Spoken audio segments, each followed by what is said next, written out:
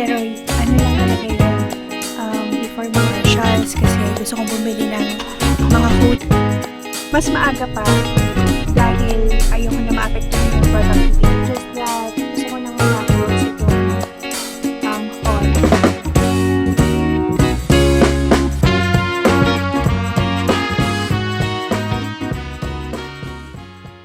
Hi guys, it's Patty and welcome back to my YouTube channel. How are you guys? So a week has passed na naman and today is Sunday here. Wala akong pasok, gabi na ako nakauwi. Well, hindi naman super gabi but dahil mabilis nang magdilim dito sa US or dito sa New York, parang gabing-gabi na siya. Pero ano lang talaga yon before mga 6 p.m. Hindi naman ako super napagod dun sa buong araw ng pagtatrabaho ko kahapon. Pero minabuti ko na lang na hindi tapusin yung dalawang admissions kasi natatakot ako pag madilim tapos umuulan. Hindi ko pa kayang i-drive pag ganong situation. Medyo nangangapa pa ako kaya umuwi na lang ako para safe. So, wala naman akong ganap today, guys. Actually, madami akong gustong gawin. Nagawa ko na yung iba, like nakapaglinis na ako ng bathroom, linisin yung backyard namin, which is like ko naman pinapakita sa inyo kasi part talaga siya ng aming weekend routine. Tapos, gusto ko din sana na mag-walk dyan sa labas hanggang sa downtown, tapos magkape doon. Kaya lang tinatamaan ako ng katamaran. Di ba ang sarap sa feeling na andito lang sa loob ng bahay, tapos gloomy kasi yung weather sa labas. Kaya parang ang sarap dito sa loob ng bahay, manonood lang ng mga movies or series, tapos wala, kumain na kung anong meron sa ref. Kasi nag-bake ako ng cheesecake nung nakaraan, tapos gagawa din ako ng turon as merienda namin later. Kaya ayun.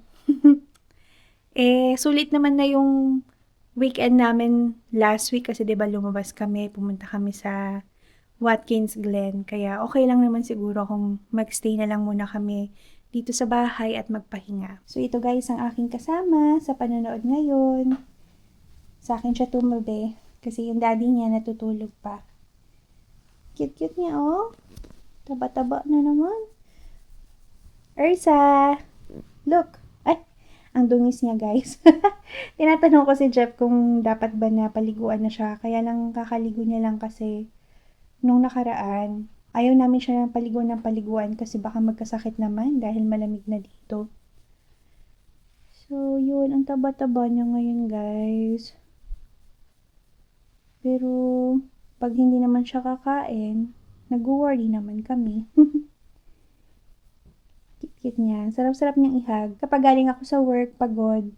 Tapos once na hinag ko na si Ursa, parang nawawala na yung pagod ko. Isa siya talaga sa kasayahan ko.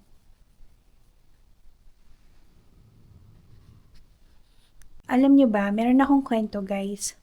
Di ko nga alam kung masama ba na i-share ko to.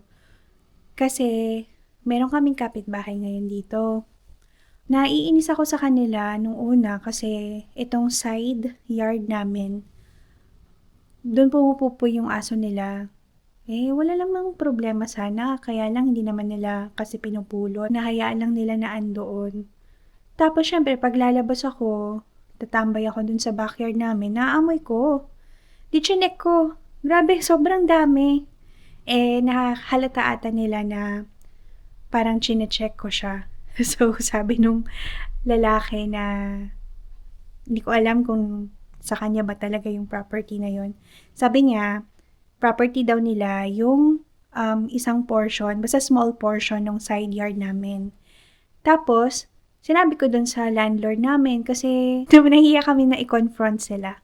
So, sabi ko, pwede ba na kayo yung kumausap sa kanila, ganyan. Tapos sabi ng landlord namin, ay nako, hindi nila property yan, sabi niya. Sa kanila daw yun. Pumunta sila dito, tapos pinakita nila sa akin yung demarcation. Tapos meron talagang mark na nakalagay doon. So sabi nila, hindi ako naniniwala na property nila yan kasi dapat merong permission from the state, Tapos dapat meron din daw nakalagay na parang demarcation din sa part nila. Pero hindi ko alam. Kasi may pinakita din yung lalaki sa akin eh, na parang drawing ba yun or I don't know. Nasa kanila daw yung small portion na yun. Okay. Pero nakakainis kasi, sige, sabihin natin na sa kanila talaga yung small portion na yun. Pero hanggang dun sa gitna, andun yung pupo nung dog nila. Pero, this past days, wala naman na. Chinek, hindi naman na pumupupo dun yung dog nila. Pero naiinis ako kasi alam naman nila na nililinis namin yung side lawn na yon. Tapos, pag binoblow nila yung mga leaves nila dun sa driveway nila, pinupunta nila dun sa side lawn. So, kakalinis ko lang, tapos pagtingin ko, ang dami na naman mga dahon. Nakakaasar lang. Siguro kasi iniisip nila na nasa kanila yon kaya okay lang. Pero 'di ba? Alam mo nga na nilinis yun, 'di ba? Kitang-kita ng dalawang mata mo tapos after few minutes lalagyan mo ng mga dahon. Wala silang consideration, naiinis ako. Noong una friendly pa yung babae. Pero dahil nga may mga nangyayari na ganito, hindi ko na siya pinapansin. Dati nag-hi pa ako ganyan. Tapos, pag tumatahol yung aso nila, parang nag-hi pa ako, parang cheerful ba yung approach ko. Pero ngayon, parang wala, hindi ko na pinapansin. Well, okay lang. Hindi siya, hindi siya puti. Well, ko alam, bahala siya. Basta kami nilinis namin or ginagawa namin yung part namin as tenants dito sa bahay na to. At kung sakali mang magkaroon ng aberya, sila nung landlord yung magtutuos. Labas na kami dun. Wala, na-share ko lang kasi napunta yung usapan natin sa mga backyard, sa mga lawn, ganyan. Ayun lang guys. So, kita-kits na lang later. Manonood na lang muna ako.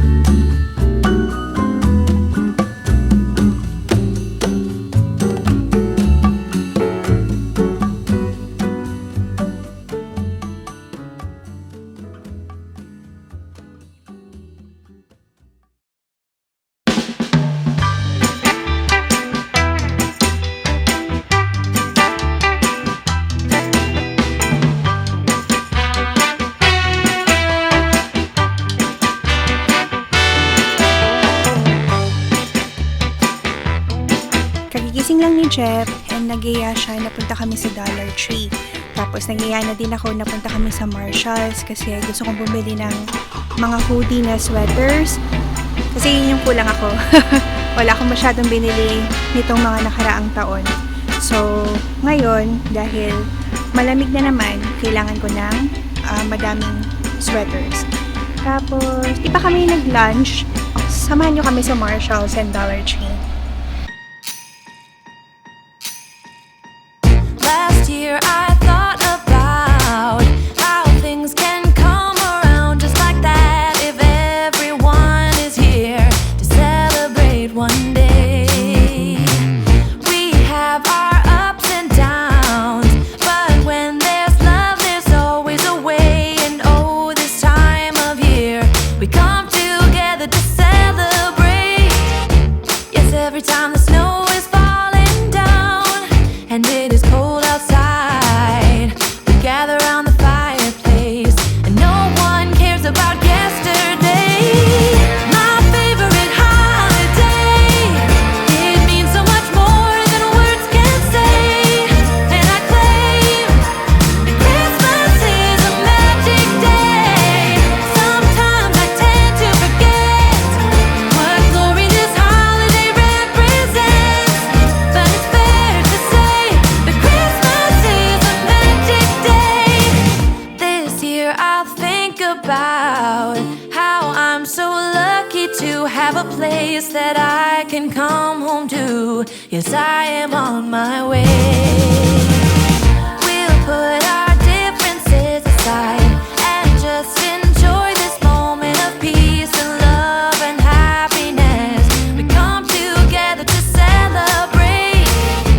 Yes, every time the snow is falling down and it is cold outside, we gather around the fireplace and no one cares about yesterday. My favorite holiday, it means so much more than words can say. And I claim that Christmas is a magic day. Sometimes I tend to forget what glory this holiday represents, but it's fair to say that Christmas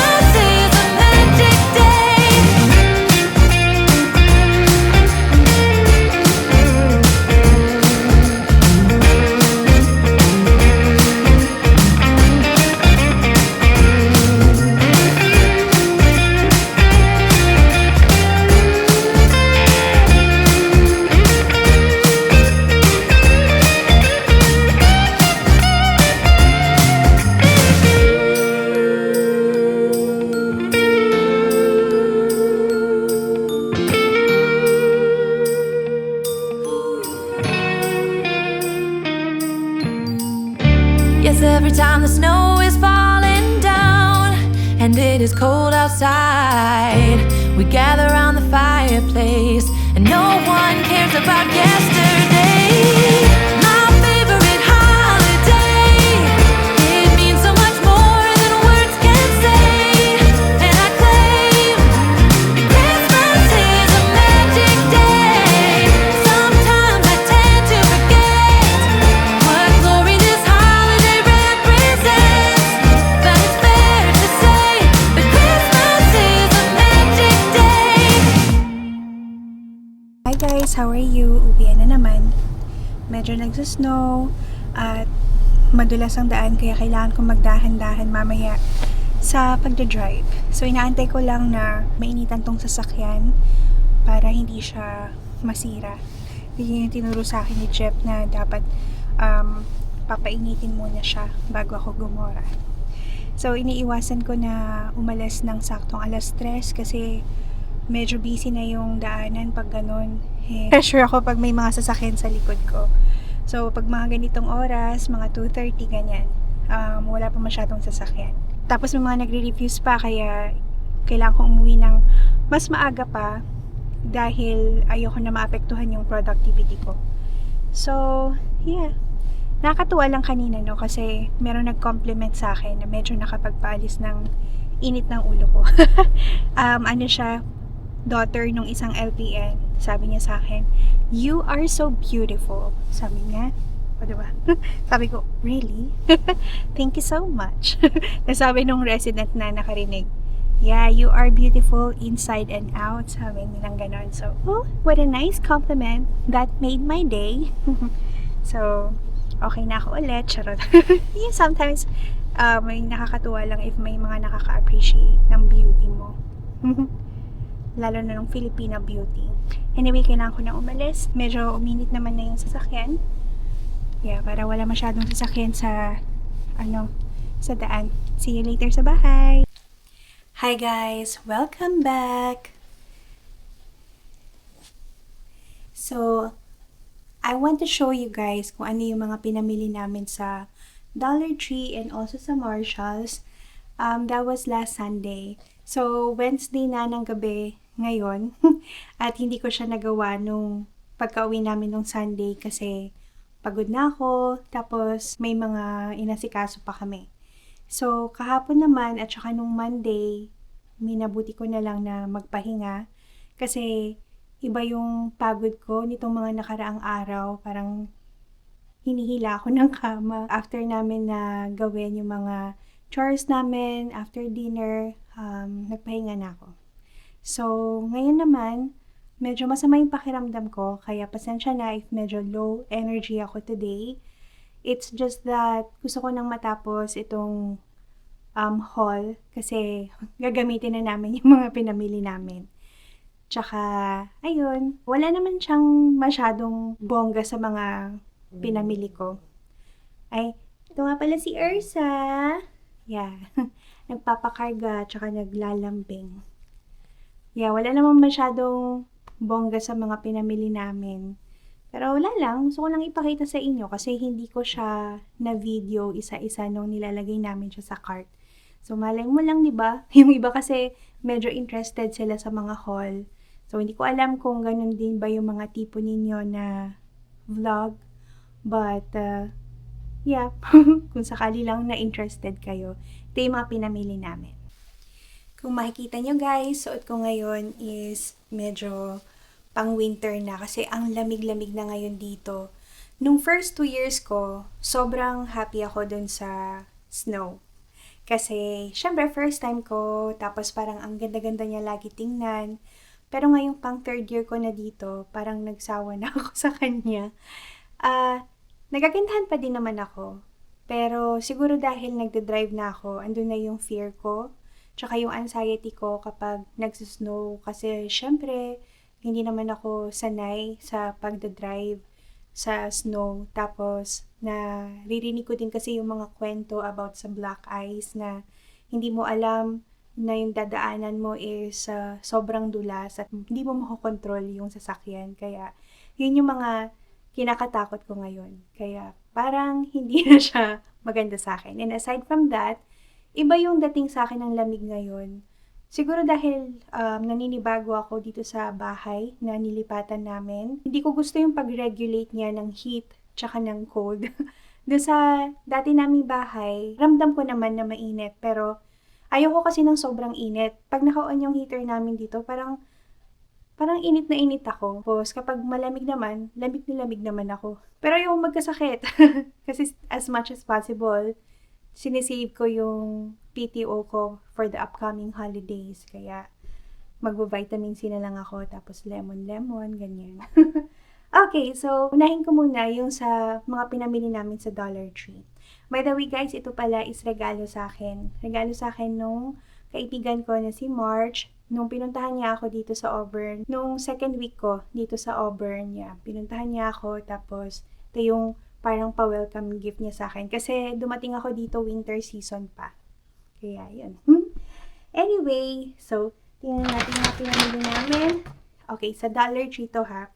So bumili ako guys ng sliced mango na 2 kasi balak namin na gumawa ng graham cake. So, meron naman ito sa Walmart tsaka sa Tops. Kaya lang, andun na kasi kami. Kaya bumili na ako. Para hindi na namin siya bibilhin at hindi ko makalimutan. Tapos, so, aside from the sliced mango din to. Bumili din ako ng sliced na peach. So, ihahalo ko siya dun sa graham cake. Kasi naalala ko nung nag-spend ako ng Christmas dun sa bahay ng college friend ko na si Angela. Ginawa namin yan, tapos hinaluan namin ng peach and ang sarap. Kaya, good combination siya. Okay. Tapos, bumili ako ng spray bottle. Kasi, syempre, di ba, nagsusnow. So, bumili si Jeff ng, anong tawag doon? Yung liquid siya, tapos nagme-melt siya ng ice. So, lalagay ko siya dito, tapos spray ko siya. Para mabilis lang na matanggal yung ice at hindi mag-consume ng mahabang oras sa pagtanggal ng ice. Kaya ito, malaking tulong siya for me, lalo na kapag mag-isa lang ako. Tapos ito, try lang namin pabango sa kotse. May gusto akong itry na nakita ko dun sa mga workmates ko sa sasakyan nila. Ang gamit nila is Yankee candle na maliit, tas nakasabit lang.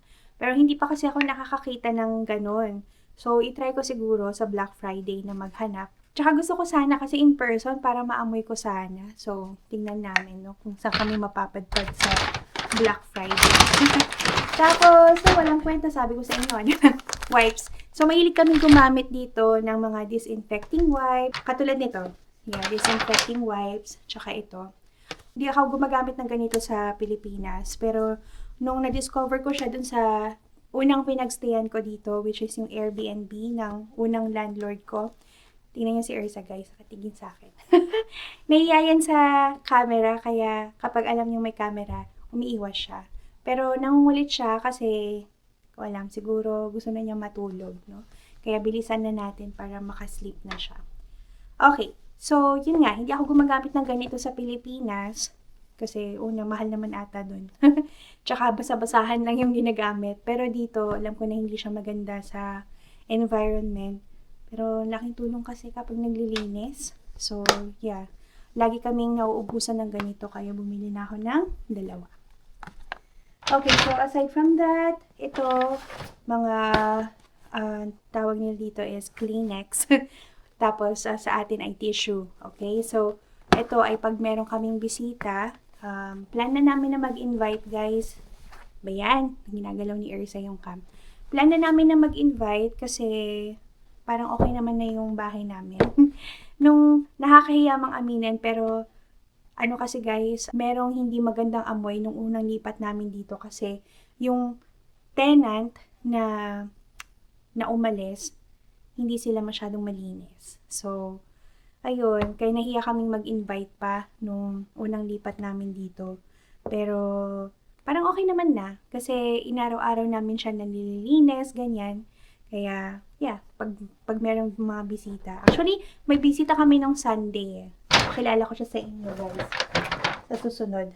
So, dahil nga, mahilig kami magluto para sa aking mga workmates. So, bumili na ako ng mga containers, no, na microwavable. Papainit na lang nila. So, yeah. Dahil malapit na yung mga holidays, ganyan. So, mamimigay ako ulit ng food.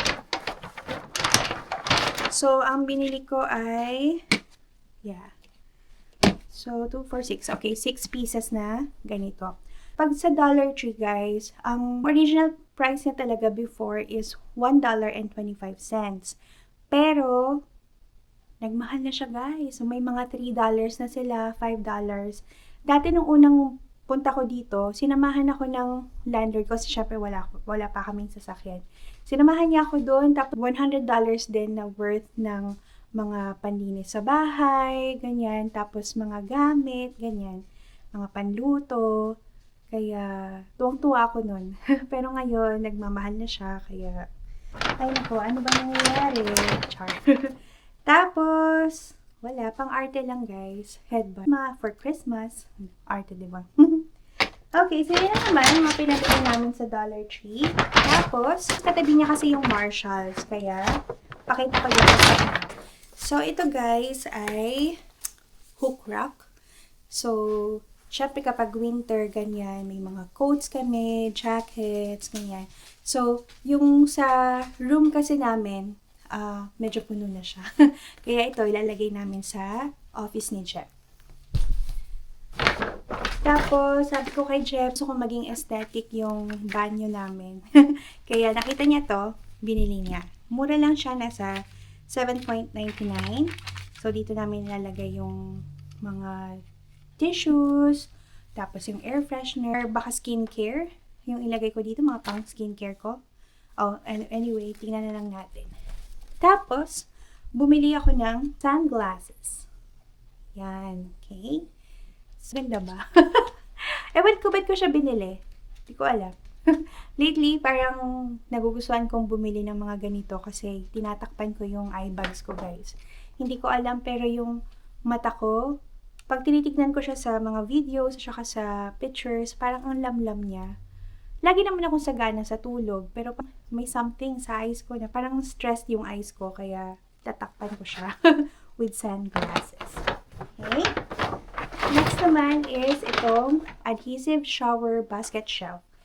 So, nakita ko to guys sa bathroom nung isang friend namin, si Kat. Tapos sabi ko, parang ganda niyan. Kaya, bumili kami para dun sa banyo namin. Yung bathroom namin sa taas. Tapos ito naman is dito sa baba. So, dalawa yung bathroom dito sa bahay. Yung isa merong bathtub. Tapos yung dito sa baba is shower lang. Tapos bumili si Jeff ng Zep. Sabi ko, ano yan? Tapos sabi niya, panlinis daw ng floor. Kasi yung floor namin is wood siya. Kaya, yun. Sana maging okay. Okay. And then, wala. Sabi ko, punta ako sa Marshalls para bumili ng mga sweater. Pero guys, wala akong makita ng magandang sweater na Nike or Adidas or New Balance. Yun yung mga gusto ko sanang bilhin. Wala akong makita na pang babae. Tapos kung meron man sa panlalaki, hindi ko gusto yung style. Kaya dito na ako napadpad. No? Turtleneck siya. Tapos, ang ganda ng color pang Christmas. So, pang Christmas talaga yung mga binili ko. Tapos, ito naman is sweater. Ay, hindi. Hoodie siya. Tapos, green naman. Pang Christmas pa din. So, ang ganda din nito, guys. Tapos, meron siyang pocket. Yan. So, yun lang, guys. Walang kwenta yung haul ko. Pero sana, nag-enjoy pa din kayo. Ayun, so susunod na haul natin sa Black Friday sale. Hindi naman kami mamimili. Ano lang, yung mga nilista lang namin na kailangan namin sa bahay, ganyan. Tsaka gusto ko sanang i-upgrade yung mga gamit namin sa kusina. Kasi syempre mahilig akong magluto, tapos binavlog ko pa.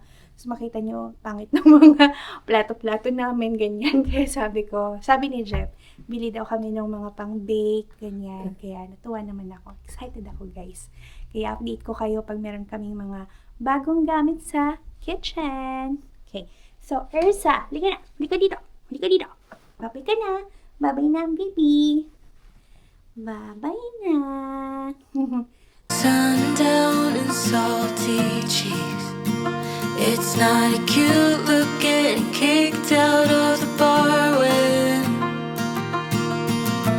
you're no longer 19. Still acting like a child.